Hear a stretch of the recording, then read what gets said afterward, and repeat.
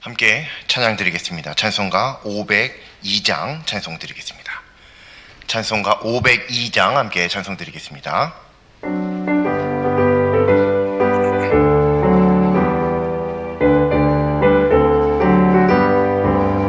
빛의 사자들이여 어서 가서 어둠을 물리치고 주의 진리 모르는 백성에게 복음의 빛 비춰라. 빛의 사자들이여 복음의 빛 비춰라.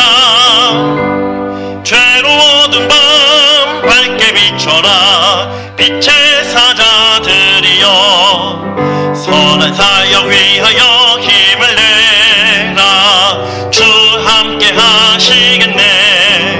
주의 사랑을 전파하며 복음의 빛 비춰라. 빛의 사자들이여 복음의 빛 비춰라. 죄로워둔 밤 밝게 비춰라. 빛의 사자들이여 주님 부탁하신 말 순종하여 이 진리 전파하라. 산을 넘고 물 건너 힘을 다해 복음의 빛 비춰라. 빛의 사자들이여 복음의 빛 비춰라. 죄로워둔 밤 밝게 비춰라. 빛의 사자들이여 동서남북 어디나 땅끝까지 주님만 의지하고 눈 어두워 못 보는 백성에게 복음의 빛 비춰라.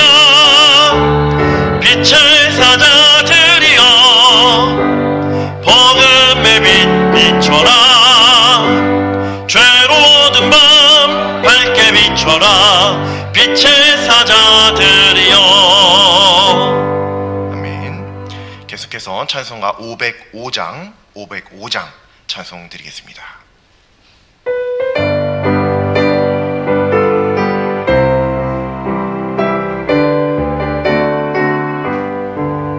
온 세상 위하여 나 복음 전하리. 만 백성 모두 나와서 주 말씀 들으라. 죄 중에 빠져서 헤매는 자들아 주님의 음성 듣고서 너 구원 받으라. 전하고 기도해 매일 증인 되리라. 세상 모든 사람 다 듣고 그 사랑 알고로 온 세상 위하여 이 복음 전하리. 저 죄인 회개하고서 믿으라.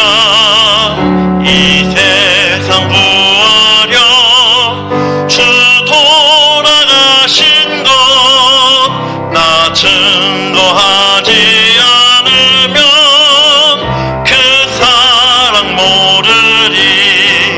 전하고 기도해 매일 증인 되리라.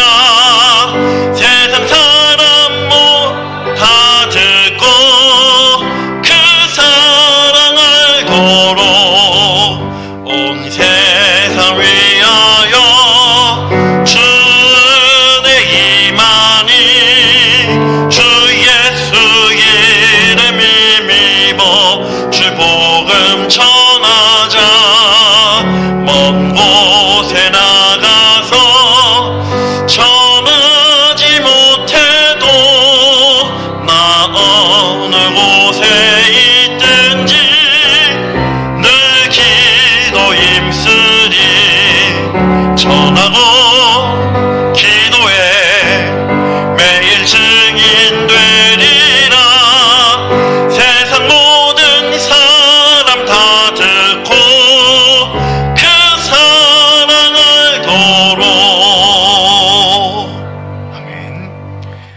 사도신경으로 신앙 고백 드리겠습니다. 나는 전능하신 아버지 하나님, 천지의 창조주를 믿습니다. 나는 그의 유일하신 아들, 우리 주 예수 그리스도를 믿습니다. 그는 성령으로 잉태되어 동정녀 마리아에게서 나시고 본디오 빌라도에게 고난을 받아 십자가에 못 박혀 죽으시고 장사된 지 사흘 만에 죽은 자 가운데서 다시 살아나셨으며 하늘에 오르시어 전능하신 아버지 하나님 우편에 앉아 계시다가 거기로부터 살아있는 자와 죽은 자를 심판하러 오십니다. 나는 성령을 믿으며 거룩한 공회와 성도의 교제와 죄를 용서받는 것과 몸의 부활과 영생을 믿습니다. 아멘. 찬송가 518장 찬송드리겠습니다. 찬송가 518장입니다.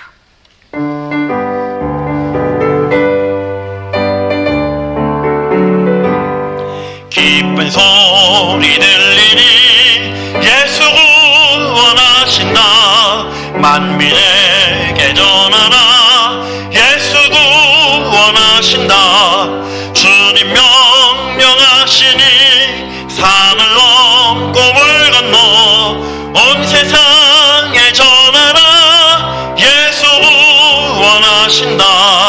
받아들어 외쳐라. 예수 구원하신다. 모든 죄인 들으라. 예수 구원하신다. 모든 서막 일어나 메아리 쳐 울려라. 복음 중에 복음은 예수 구원하신다. 환난 중에 하는 말 예수 구원하신다. 다시 살아나시어 예수 구원하신다.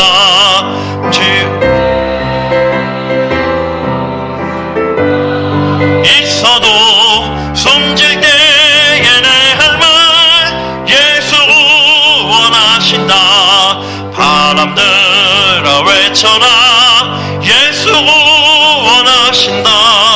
기뻐하라 나라들 예수 구원하신다. 구원하는 복음을 산과들에 전하라. 우리들의 승전가 예수 구원하신다. 아멘. 오늘 하나님 말씀 함께 보시겠습니다. 오늘 하나님 말씀은 구약성경 역대상 23장 25절 26절 말씀입니다. 제 성경으로는 구약성경 646쪽입니다. 646쪽, 구약성경 646쪽, 역대상 23장 25절 26절 말씀입니다. 역대상 23장 25절 26절 말씀입니다. 합독하시겠습니다. 다윗이 이르기를 이스라엘 하나님 여호와께서 평강을 그의 백성에게 주시고 예루살렘에 영원히 거하시나니 레위 사람이 다시는 성막과 그 가운데에서 쓰는 모든 기구를 맬 필요가 없다 한지라. 아멘. 모든 생물은 시간의 흐름에 따라 성장하는 것이 당연합니다. 그리고 이 성장한다는 것은 변화한다는 것을 의미합니다. 만약 그렇지 않은 것이 있다면 그것은 비정상적입니다. 이처럼 믿음도 변화해야 할 때 변화할 수 있어야 또 건전하고 건강한 믿음이라고 할 수 있습니다. 오늘 하나님의 말씀에서 이에 대한 하나님의 음성을 함께 듣기를 소망합니다. 우리 함께 읽은 25절 말씀을 보면 이스라엘의 현 상황에 대한 말씀, 그리고 26절 말씀을 보면 그것에 대한 결과에 해당하는 그런 말씀이 나오고 있습니다. 25절 말씀을 보면 다윗이 하나님께서 평안을 그의 백성에게 주시고 이스라엘, 예루살렘에 영원히 거하신다라고 고백하는 것을 확인할 수 있습니다. 그래서 26절 말씀을 보면 다윗이 그래서 이야기하기를 뭐라고 얘기하느냐? 레위 사람이 다시는 성막과 그 가운데서 쓰는 모든 기구를 맬 필요가 없다라고 이야기합니다. 이게 오늘 우리가 읽은 2절 말씀입니다. 오늘 하나님의 말씀이 무엇인지, 어떤 말씀인지 보다 정확하게 이해하려고 한다면 오늘 말씀뿐만 아니라 언약궤 그리고 회막 등에 대한 말씀을 함께 기억해야 됩니다. 하나님께서 모세를 통해서 이스라엘에 명령하신 것이 있습니다. 율법입니다. 그것은 하나님께서 이스라엘을 위해 주신 하나님의 율례이고 법규입니다. 그것 중에 무엇이 아주 중요한 것이 있냐면 하나님께서 이스라엘을 구름 기둥으로 인도하십니다. 가끔 쉽게 혼동해서 불 기둥으로 인도하신다라고 기도를 드린다거나 그렇게 말하는 경우들이 있긴 있는데 사실은 성경적으로 옳지 않습니다. 불 기둥은 보호하기 위한 기둥이고요. 인도하기 위한 기둥은 구름 기둥입니다. 성경을 잘 보시면 명백하게 그렇게 나와 있습니다. 자, 구름 기둥이 떠서 이동할 때 그것을 바라보거든 이스라엘 너희들은 다 짐을 꾸려서 따라가라, 움직여라 라고 하나님께서 말씀하신 것을 우리는 성경을 통해서 분명하게 발견할 수 있습니다. 그때 이스라엘은 그냥 가는 게 아니고 하나님께서 정하신 어떤 행진하는 대열이 있습니다. 그 대열대로 가는데 그 대열에 있어서 가장 중요한 것은 바로 언약궤입니다. 그 언약궤가 움직이면 자동적으로 따라가는 것이 있는데 바로 회막이라고 하는 것입니다. 성막이라고 하는 것이죠. 왜냐하면 거기에 움직여서도 그 자리에서도 예배의 처소를 만들어야 하기 때문입니다. 그런데 그 모든 어떤 회막과 관련된 회막을 움직이고 언약궤를 메고 움직이고 회막에 쓰이는 성막이나 이런 데에 사용되어지는 모든 기물들을 움직이는데 필요한 인력은 오직 이스라엘 12자손들 중에서도 유일하게 레위 자손만이 가능한 하나님께서 그렇게 허락하신 임무였습니다. 그런 귀한 사역이죠. 그리고 오늘 하나님의 말씀에 나오는 이 다윗의 고백은 다윗이 노년에 죽기 전의 고백, 이것이 의미하는 바는 무엇이냐면 언약궤가 이미 다윗이 이 언약궤를 다윗성으로 예루살렘으로 옮겨드렸다라고 하는 사실을 우리는 잘 알고 있습니다. 즉 오늘 이 말씀을 보아 다윗이 죽기 전 노년에 한 이 말씀, 이 고백으로 보아 이미 언약궤는 다윗성으로 옮겨진 후 그 시점이구나라고 하는 것을 확실하게 우리가 발견할 수 있습니다. 왜냐하면 26절 말씀 때문이죠. 이미 잘 알고 있듯이 하나님께서는 이 다윗의 성전 건축 소망을 허락지 않으십니다. 그럼 다윗에게 있어 이 성전을 건축하게 하지 못하신 것, 이건 그냥 그럴 수도 있구나 라고 하는 일 정도가 아닐 수 있다는 사실도 우리는 한번 생각해 볼 필요가 있습니다. 왜냐하면 지금 이 시기와 관련돼서 말이죠. 무슨 말이냐면 지금 다윗은 언약궤를 다윗 성으로 가지고 왔습니다. 옮겼습니다. 그리고 거기에 하나님의 집을 건축하고자 했고요. 이제부터 언약궤의 자리는 영원토록 그 자리가 될 겁니다. 그런데 이 언약궤와 관련된 것, 회막과 관련된 것, 이런 모든 것들을 움직이는 것은 오직 레위 자손밖에 할 수 없는 겁니다. 다른 자손도 못해요. 아무리 하나님의 선택받은 이스라엘 민족이라 할지라도 오직 레위 자손만이 할 수 있는 겁니다. 그런데 그것이 다윗성에 딱 고정이 되어버렸습니다. 그럼 한 가지 문제가 있죠. 다윗이 그 언약궤를 가지고 왔는데 어떤 문제가 생기느냐, 바로 그 언약궤가 옮겼을 때 그 언약궤가 옮겨가려면 레위 사람들이 옮겨야 되는데 더 이상 그 언약궤를 옮기지 못하도록 하였으니 그 사람들의 일이 이제 없는 거죠. 사라진 겁니다. 레위 사람들의 귀한 사역이 사라지게 된 것이죠. 이게 큰 문제일 수밖에 없는 거예요. 다윗이 언약궤를 가지고 왔고 뭐 성전을 건축해야 되는데 못하고 뭐 이런 것보다도 지금 중요한 게 뭐냐면 상황이 그런 상황이다라고 하는 거예요. 지금 성전을 건축하지 않은 이 시점에 언약궤만 딱 갖다 놓고 거기다가 장막을 치거든요. 원래는 그 회막이 따라와야 되는데 따라오지 않습니다. 성전 안에 언약궤를 놓을 위치하려고 했는데 하나님께서 성전을 건축하지 못하게 하시네요. 이 언약궤 놓을 데가 없는 거예요 지금. 그래서 장막을 칩니다. 그게 다윗의 장막이라고 하는 게 바로 그겁니다. 그래서 장막을 치거든요. 그게 다윗의 장막이에요. 그것은 성경에 나오는 모세의 회막, 장막, 그것과는 별개입니다. 즉 무슨 말이냐면 이게 역사적으로 회막이 두 개가 생기는데 바로 그 시점이 이 시점입니다. 모세가 세운 그 회막이 그대로 남아있는데 거기서 언약궤만 빠져나왔어요. 그리고 그 언약궤를 다윗성으로 예루살렘으로 옮깁니다. 그리고 놓을 데가 없는 거예요. 성전을 건축하지 못하게 하니까 하나님께서 허락하지 않으시니까요. 그래서 거기다가 장막을 쳐버려요. 그게 다윗의 장막. 그리고 여기는 모세의 장막인 거죠. 이렇게 장막이 두 개 생기는 그 기점이 되는 말씀이 바로 오늘 말씀입니다. 이렇게 된 것도 중요한 일이고요. 문제는 그렇게 해서 이제 언약궤가 옮겨 들어왔어요.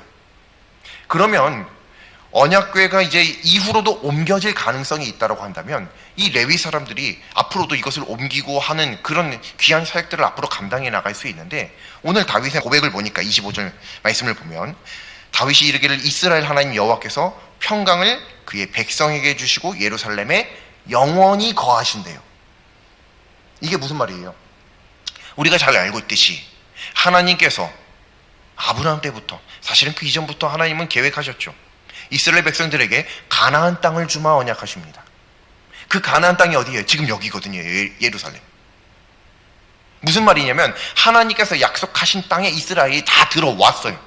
언약이 이루어졌죠. 현실이 됐습니다.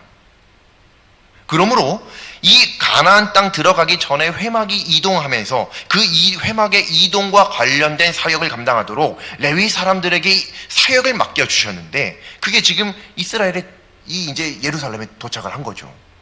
도착을 했으니 더 이상 회막이 이동할 이유가 없어요. 언약궤가 이동할 필요가 없습니다. 바로 이 장소가 하나님께서 약속하신 곳이니까. 그러므로 문제가 하나 생기는데 레위 자손은 더 이상 뭐 해야 되냐 이거죠.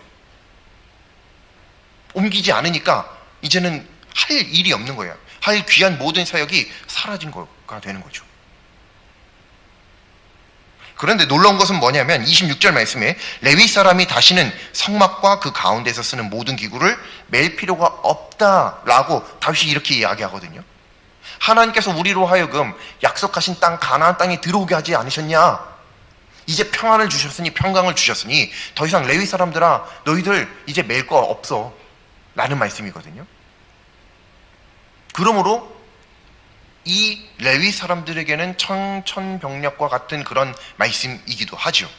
그런데 오늘 말씀을 보면 신기한 것은 레위 사람들이 다윗의 이 말에 한 번도 반론을 제기하지 않고 순종을 하는 것을 확인할 수 있습니다. 그리고 그것에 대해서 하나님께서도 또 뭐 이상하게 말씀하시는 것이 없습니다. 그럼 그거라고 끝나냐? 아니요. 이 이후의 말씀을 보면 꼭 그래서 한번 읽어보시면 좋습니다. 이 이후의 말씀을 보면 다윗이 그 레위 사람들에게 새로운 사역을 맡깁니다. 그 구체적인 내용도 성경에 기록이 되어 있습니다. 여기에 하나님도 뭐라 말씀하시는 것 없고요. 레위인들도 거기에 대해서 불평불만 가진 말씀 한 말씀도 없습니다. 오늘 이 하나님의 말씀을 통해서 우리가 확인할 수 있는 건 어떤 거냐면 하나님의 사역에 있어서 우리가 유연함을 가질 수 있어야 한다는 것을 확인할 수 있습니다. 왜냐하면 어떤 하나님을 믿는 사람들 중에서는 이 말씀을 보고 이상하게 생각할 수도 있거든요. 왜냐하면 레위 사람들이 회막과 관련된 그 거룩한 사역을 담당받게 된 것은 하나님께서 명령하신 명령이거든요. 하나님께서 직접 하신 명령이에요. 얼마나 준엄한 명령인지 모릅니다. 근데 그것을 다윗이 마음대로 바꿔버리잖아요. 마음대로 갑자기 언약궤를 고정시켜 버리더니 이제 더 이상 너희들 할 일 없어. 그러더니 이제부터는 내가 시키는 이거 하면 돼. 물론 성경에 그런 식으로 나와 있진 않지만 그렇게 나쁘게 보려고 한다면 얼마든지 나쁘게 볼 수 있는 말씀이 여기 나와 있다라고 하는 거예요. 그래서 어떤 하나님을 잘 믿는 사람들은 다윗이 왜 이렇게 건방지지? 이런 생각을 해볼 수 있다는 것입니다. 아니, 비록 다윗이 훌륭한 사람이기로서니 그가 뭐길래 하나님께서 직접 맡기신 그 귀한 사역을 자기 마음대로 이제부터 너희들 이거 할 필요 없어, 이제부터는 이거 해, 마음대로 하겠는가? 그렇게 할 수 있겠는가? 라고 하는 겁니다. 또 거기에 레위 사람들은 한마디 불평도 하지 않아요.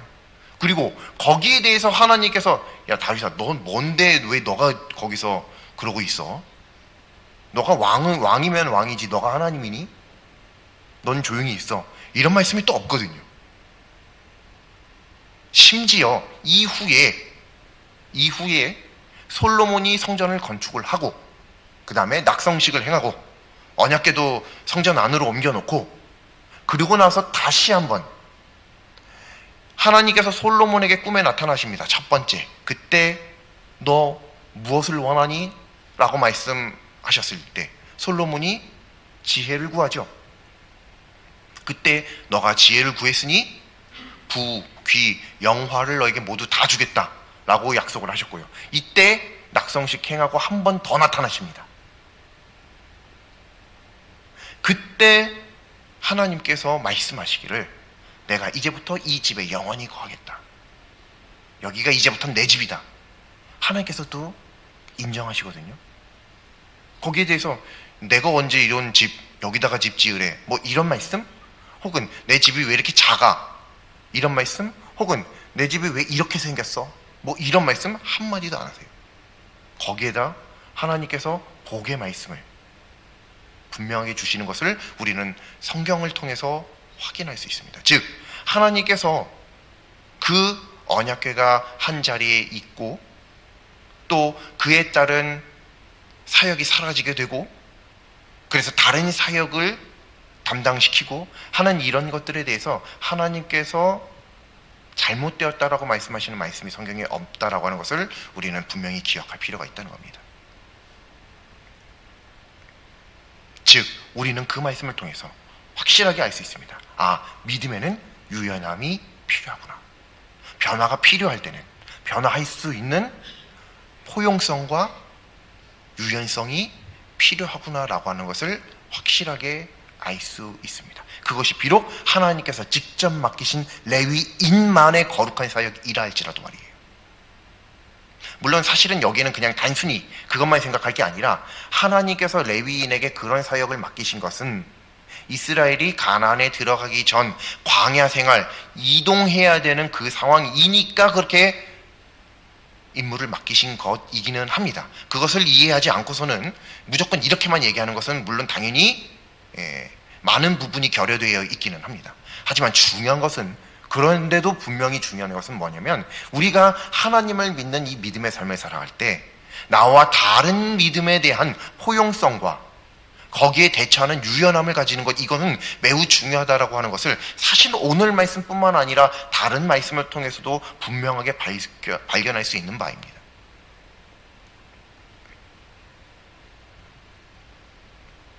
그렇기 때문에 오늘 하나님의 말씀을 보면서 이렇게 믿음에는 유연함이 필요하구나 이렇게 바라볼 수 있는 시선, 또 왜 이렇게 다윗은 자기 마음대로 사역을 막 변경하지? 이런 시선 두 개 다 충분히 공감할 수 있는 시선이기는 하나 성경을 전체적으로 종합해보면 결론적으로는 다윗이 마음대로 사역을 변경했다 이것에 대한 손가락질 할 게 아니라 우리들이 상황과 환경의 변화에 따라서 우리들의 믿음과 믿음 생활에도 어떤 적절한 변화가 있어야 건전하고 건강한 것이구나 라고 하는 것을 생각해 볼 수 있다는 것입니다. 그렇다고 해서 믿음이 아닌 것을 믿음이라고 얘기해서는 절대로 안 됩니다. 그건 당연한 것이죠. 가장 중요한 기준은 믿음입니다. 성경 말씀이고 하나님입니다. 그 뼈대는 흔들려서는 안 되죠. 하지만 그 안에서의 모든 변화는 우리들이 사실은 어떤 변화든지 받아들일 수 있어야 되는 거죠. 믿음 안에서예요. 전제가 있습니다. 믿음 안에서의 다양성은 모든 하나님의 자녀 가운데 인정해 줄 수 있어야 되고요. 마땅히 인정받을 수 있어야 됩니다. 아우, 내가 믿는 하나님만 진짜고 넌 가짜. 이래서는 안 된다는 거예요. 근데 이 전통적인 대한민국 교회, 한국 교회에 이 은사를 강조하던 그런 시절이 있었거든요. 그런 시절에 많은 분들이 잘못했던 것들 중에 하나가 뭐냐면 내가 믿는 하나님만 하나님이다라고 하는 거예요. 물론 자기 경험의 하나님이 진짜 자기에게 가장 가까이 서 있는 하나님이시긴 하시죠. 맞아요. 하지만 그것과 함께 그의 하나님도, 그럼 그가 믿는 하나님과 내가 믿는 하나님이 다르냔 말이에요. 동일하신 하나님을 믿는데 우리의 믿음의 색깔이 조금 다르다고 해서 나는 진짜 하나님을 믿고 너는 가짜 하나님을 믿는 거야. 나는 진짜 하나님의 음성을 들었어. 너가 들은 음성, 그건 사탄의 음성이야. 이런 것들이 얼마나 많았는지 모릅니다. 매우 많았어요. 그리고 그때 그 시절 그 믿음의 교육, 신앙교육을 받았던 분들 중에서는 아직도 그러한, 약간 신학적으로 표현을 하면 나만 하나님께로부터 특별 계시, 직통 계시를 받았다라고 얘기하는 거죠. 그럼 하나님은 이 사람과는 말씀하시고 저 사람이랑은 대화 안 하시나요? 너랑은 얘기 안 해. 그러시는 하나님이신가요? 아니죠. 절대로 아닙니다. 각 사람에게 하나님께서 늘 세밀한 음성을 들려주시는 줄로 믿습니다. 그것을 받아들이는 사람에 따른 차이가 어떤 게 있을 뿐이에요. 하나님께서 그 사람에게 맞게 어떤 상황과 환경 속에서 맞게 하나님의 음성을 들려주시는 줄로 믿습니다. 그도 하나님의 음성을 들을 줄 알고 나도 하나님의 음성을 들을 줄 아는 것인 줄로 믿습니다. 그러므로 그의 하나님을 받아들일 수 있어야 되는 거죠. 내가 아는 하나님만 어떻게 하나님이겠어요? 내가 알지 못하는 하나님이 더 많은데 내가 아는 하나님은 정말 뭐 개미만큼 밖에도 안 될 것 같은데, 틱들만도 안 될 것 같은데 어떻게 내가 모르는 하나님이 아니란 말을 그렇게 자신 있게 내뱉을 수 있느냐 말이에요. 그 말인즉슨 꼭 그렇게 연관지을 수는 없지만 약간 그런 식으로도 이해할 수 있죠. 아, 저 사람은 하나님에 대해서 자기가 많이 아는 줄 알고 있구나, 이렇게도 생각해 볼 수 있는 거죠. 아니라고 하는 겁니다. 사역도 마찬가지예요. 내가 하는 사역만 귀한 사역이고 하나님의 사역이고 너가 하는 사역은 천하고 뭐 천박한 경박한 사역이다. 아니요, 그런 게 어디 있어요. 뭐 우리 교회는 작은 교회고 너의 교회는 뭐 큰 교회고 그런 게 어디 있어요.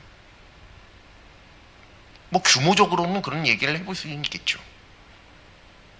하지만 그렇지 않다라고 하는 겁니다. 우리 보통 이제 봉헌 기도할 때 그런 기도 많이 하거든요. 하나님께 이 작은 예물을 드립니다. 내가 볼 땐 작은 예물 맞아요. 사실 큰 예물 드리는 분 별로 없어요. 그렇죠? 큰 예물은 다들 아까워요. 큰 예물 드리라 그러면 다들 아까워요. 다 대부분 작은 예물 드려요. 맞아요. 안 아까울 정도에서 드리죠, 대부분. 그러니까 작은 예물이 명확합니다. 맞습니다. 그러나 그건 사람 보기에 작은 예물이죠. 그럼 어린 아이들이 100원, 1000원 가지고 와서 드리는 거, 혹은 아예 경제적 형편이 안 돼서 아예 10원도 못 들고 오는 그런 아이들, 걔들은 뭐 그럼 안 드린 거가 될까요? 드린 게 없으니 하나님 아무것도 받으신 게 없는 것이 될까요? 우리가 믿는 하나님이 그런 째째한 하나님이에요? 아니죠. 하나님께 드리는 예물은 내가 보기에 비록 내가 작게 드렸을지라도 말이에요, 하나님께서 귀히 쓰시는 예물인 줄로 믿습니다. 그렇게 믿음으로 드려야 되는 거예요. 그 믿음조차도 없으면 그 예물은 거짓 예물이 되는 거예요. 큰 예물 드리라고 하신 적 없잖아요. 근데 정성껏 준비하라, 기쁨으로 드리라고는 말씀하셨거든요. 자원하는 심령으로 드리라고는 말씀하셨거든요. 그렇게는 드릴 수 있잖아요, 우리가. 진실된 예물, 하나님께서 귀히 쓰시는 예물, 더 이상 작은 예물이 아닙니다. 큰 예물이죠. 그 어떤 것보다도 큰 거예요. 두 랩돈이 그 어떤 것보다도 큰 가치라고 하는 거예요. 성경에서 그렇게 증명하고 있는데 우리들은 늘 내 입술로 이야기하기를 내가 드려놓고도 작은 것들인데요. 언제까지 작은 것만 드려요 도대체? 아니에요. 이제부터는 믿음으로 담대하게 하나님 앞에 큰 예물이라 고백하실 수 있는 우리 모두가 되길 바랍니다. 근데 그냥 그렇게 되진 않죠. 내 스스로가 하나님 앞에 정성껏 준비할 때 그렇게 자신 있게 고백할 수 있는 거예요. 마찬가지로 하나님을 믿는 이 믿음 안에서는요, 이런 모든 것들이 유연하게 받아들여질 수 있어야 되는 것입니다. 지금 시대가 많이 변화되고 있죠. 심지어 그거 아세요? 신학도 시간이 변하면 변합니다. 그래서 신학도 신앙이 아니에요. 믿음이 아니에요. 심지어는 신학도 그래요. 심지어는 예를 들어서 제가 배웠던 신학이 지금 죽지도 않은데 벌써 변경된 것들이 많아요. 많아요. 한두 개가 아닙니다. 멋 모르고 그냥 배워왔던 것들이 참 많다라고 하는 것을 다 커서 이제 알아요. 그때는 가르쳐 주는 대로 믿었거든요. 근데 지금은 성경을 보잖아요. 직접 성경을 보고 연구하고 하나님의 뜻을 구하고 이것이 정말 그러한가 상고하고. 근데 또 그때 그 시절에 그런 가르침들이 꼭 잘못됐다라고 이야기하기에는 그냥 그때 대한민국 믿음의 기반이 환경이 다 그랬어요. 신학도 달라져요. 그런데 우리가 유연하지 못할 이유가 어디에 있어요? 신학조차도 그런데요. 뭐 다른 세상의 다른 학문은 당연하고요. 발견되지 않는 지구상의 어떤 물질은 지금 현재 발견되지 않았으니까 없는 물질입니다. 맞죠? 발견이 안 됐으니까요. 존재 자체가 증명이 안 됐잖아요. 지구상에 단 한 명도 그것의 존재를 본 적이 없는데, 발견한 적이 없는데 그것의 존재를 어떻게 이야기할 수 있어요? 예를 들면 유니콘, 불사조, 타임머신 없는데 어떻게 그걸 있다고 하겠어요?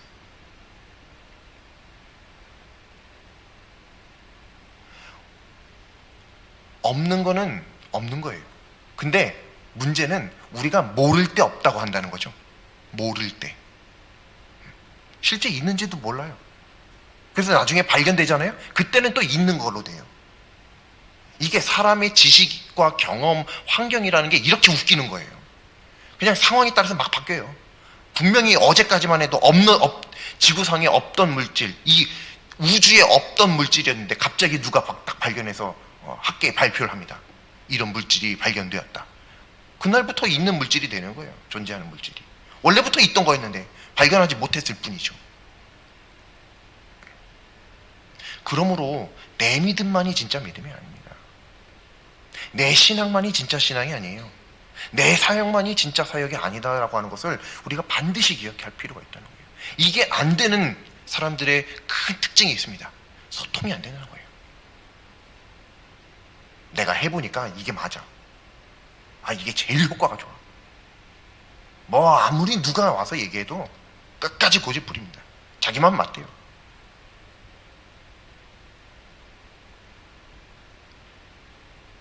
또 변화에 대응하지 못해요.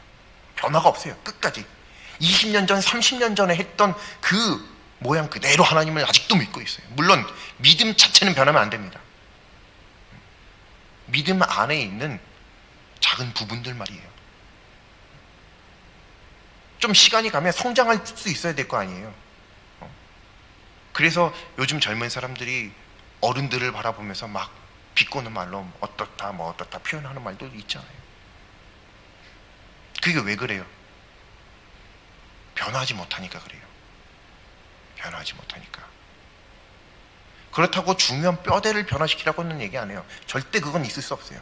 양보 못할 마지노선이라는 게 있는 거예요. 하지만 그 안에 있어서는 우리가 뭐 이렇게도 해보고 저렇게도 해보고 얼마든지 가능할 수 있잖아요. 그래서 내가 젊은 사람들과도 얼마든지 영적으로 소통이 가능하고, 내가 연세 드신 분들과도 얼마든지 영적으로 소통이 가능하고, 그럼 얼마나 아름다운 모습이냐라는 거예요. 근데 맨날 나는 누구랑만 안 되는 이유가 뭔지 아세요? 내가 변하지 않기 때문이라고 한 거예요. 그 변화를 받아들이고 있지 않기 때문이라고 하는 거예요.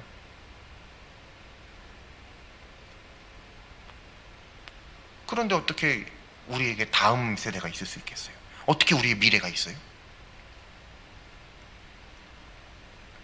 그래서 이 말씀을 보면서 오늘날 교회 안에 수십 년이 지나고 막 100년이 지나도 아직까지 변하지 않고 고착화되어 있는 것, 그런 면들이 있다고 한다면 어떤 것들이 있는지 면밀히 살펴보고 또 반성해 볼 수 있어야 됩니다.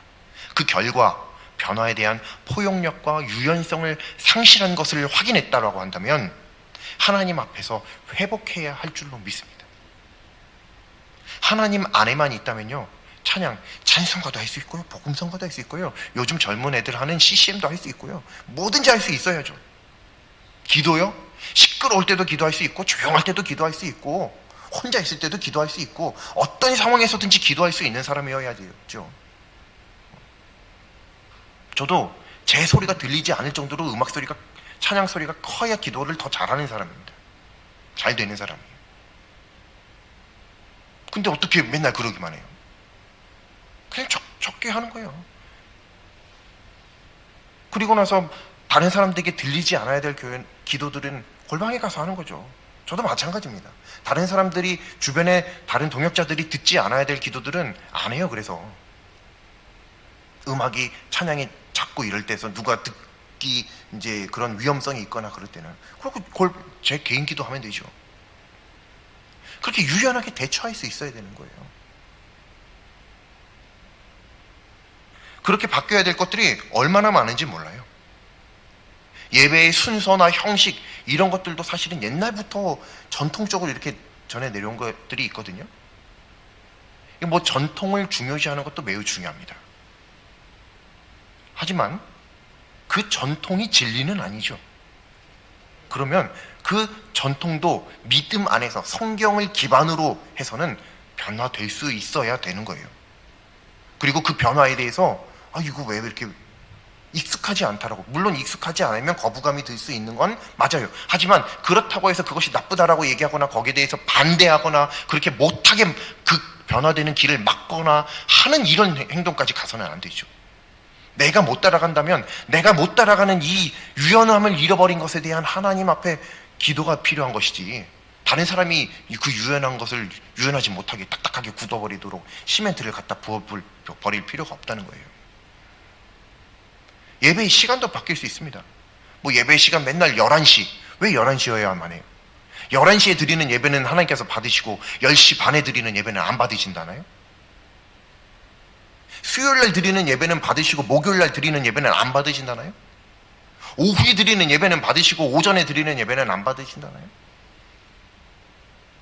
기도 가운데 뭐 대표 기도가 있어야 예배고, 예배 가운데 없으면 예배가 아니고 하나님 안 받으시고 뭐 그런가요? 그런 것들이 아무것도 중요하지 않아요. 근데 그런 거에 매여서 자꾸 변화하거나 발전하거나 하는 이런 부분에 너무나도 취약해져 있다라고 하는 사실을 우리들은 확인해 볼 수 있습니다.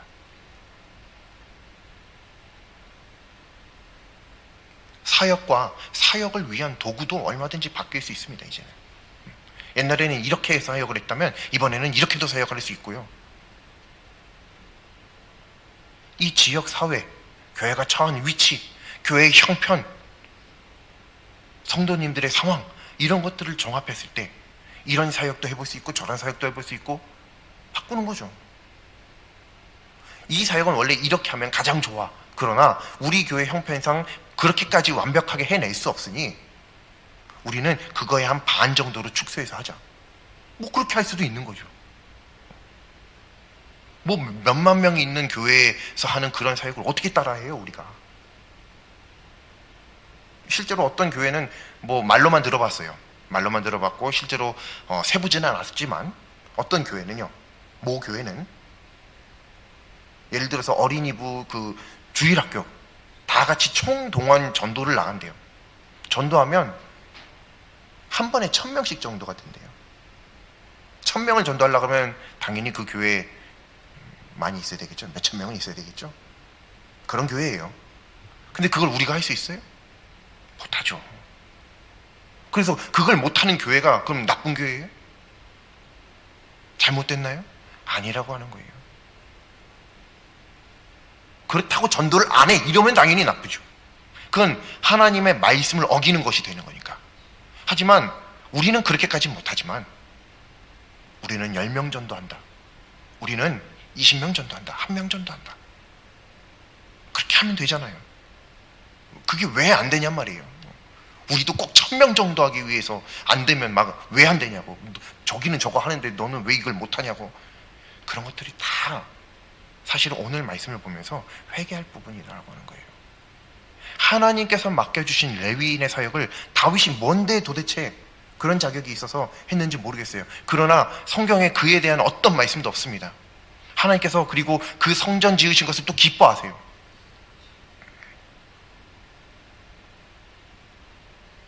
유연하게 상황과 환경에 적응하는, 변화하는 믿음 안에서 말이에요. 믿음 안에서 유연성. 그것을 성경에서 분명히 가르쳐주고 있습니다. 우리가 바로 오늘 말씀을 통해서 그것을 배워야 할 줄로 믿습니다. 그래서 오늘 하나님 말씀의 제목이 자유하는 믿음이에요. 그게 바로 자유입니다.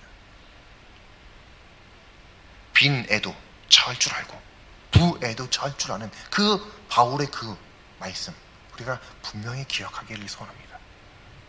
그것은 단순히 내가 이렇게도 돼봤어 저렇게도 돼봤어 이것을 이야기하는 게 아니라 내가 그 안에서 자유하다라고 하는 것을 표현하는 말씀인 줄로 믿습니다. 우리도 이 믿음, 하나님 안에서는 자유함을 누릴 수 있길 바랍니다.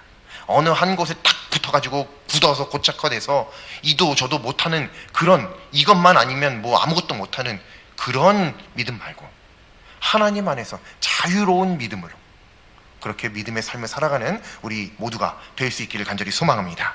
기도드리겠습니다. 참 자유를 허락하시는 하나님, 마음대로 하나님을 믿는 것이 아니라 오직 하나님 안에서 변화에 대한 포용력과 유연함을 갖춘 믿음의 자녀 되기를 기도드립니다. 오늘 하나님의 말씀을 기억함으로 교만과 아집을 완성하며 하나님을 위한 믿음 안에서의 변화에 적극적일 수 있는 하나님의 자녀 되게 하여 주시옵소서. 하나님 안에서 하나님의 자녀가 누릴 수 있는 참 자유를 풍성히 누리기를 소망합니다. 예수님의 이름으로 기도드립니다. 아멘. 찬송가 36장 함께 찬송 드리겠습니다.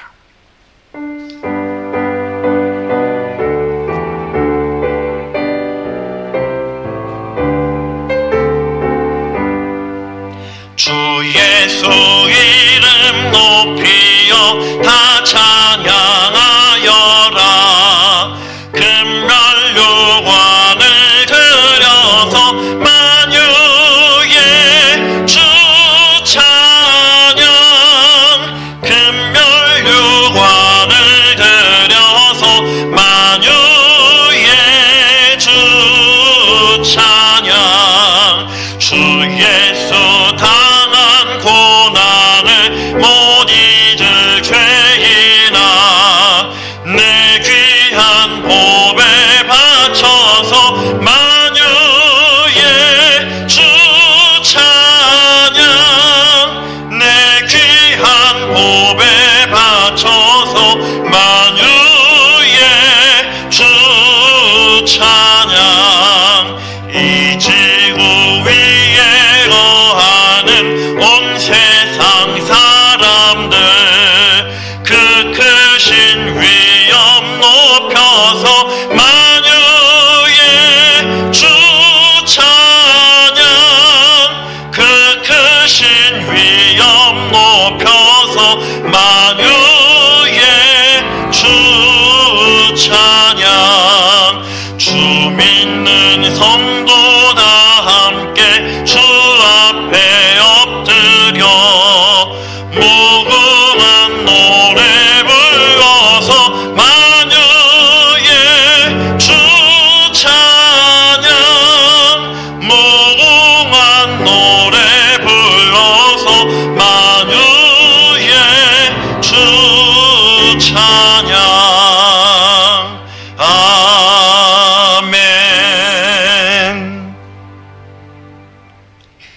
계신 우리 아버지, 아버지의 이름을 거룩하게 하시며 아버지의 나라가 오게 하시며 아버지의 뜻이 하늘에서와 같이 땅에서도 이루어지게 하소서.